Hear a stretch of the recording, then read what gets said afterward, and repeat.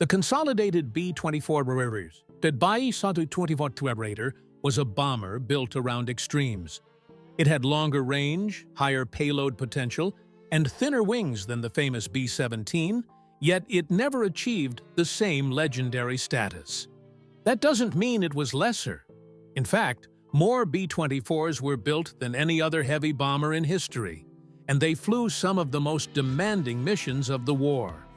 The Liberator's distinctive high-aspect Davis wing gave it remarkable efficiency, allowing it to fly farther than almost any bomber of its time.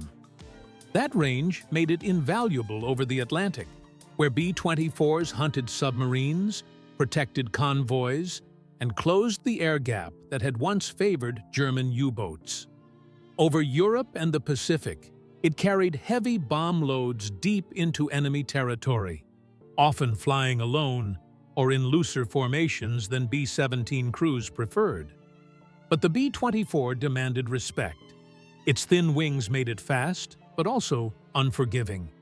Takeoffs were difficult, landings were dangerous, and damage tolerance was lower than the Flying Fortress. Crews knew this aircraft would not save them through brute toughness. Survival depended on discipline, formation, and precision. Inside, 10 men worked in cramped, noisy conditions, surrounded by fuel, ammunition, and exposed metal.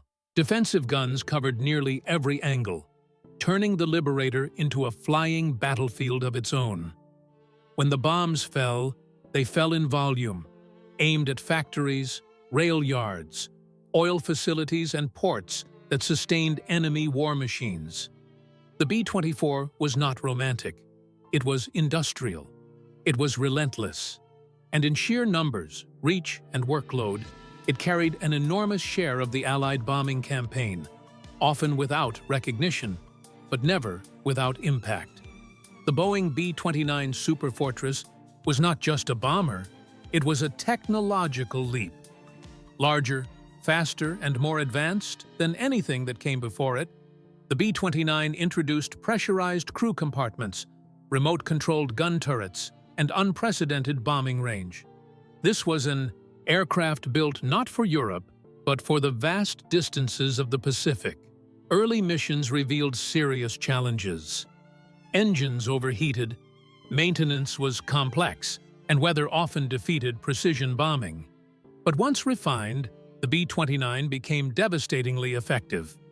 Flying high at first, then later at night, and low altitude, it carried out massive incendiary raids against Japanese cities. The Superfortress was also the aircraft that delivered the final blows of the war. 2 B-29s carried atomic weapons to Hiroshima and Nagasaki, forever linking the aircraft to the end of World War II. Crews operated at extreme altitudes over hostile territory, often far beyond rescue range. The B-29 represented total air dominance through technology. It was expensive, difficult, and powerful beyond precedent. And it changed the future of strategic bombing forever. The Curtiss C-46 Commando was built to carry weight where no aircraft should.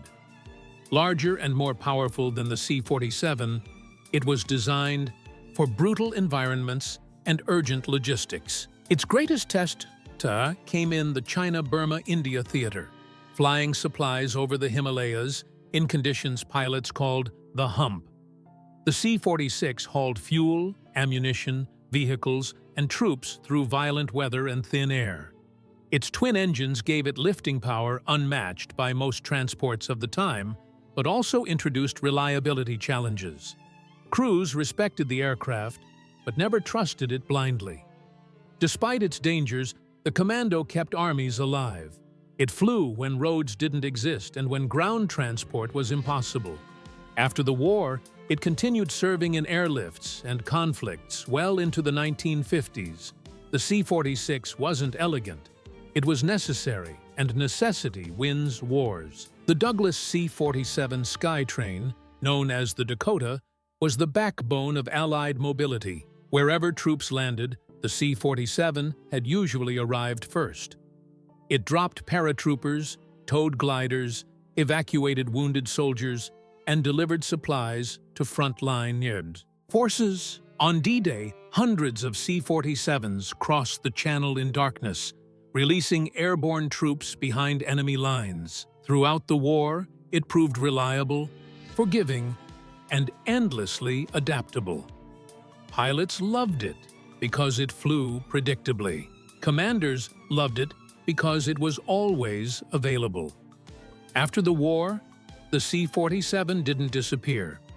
It helped supply Berlin during the airlift, served in dozens of countries, and shaped global aviation for decades. Few aircraft in history have done more, for longer with less attention.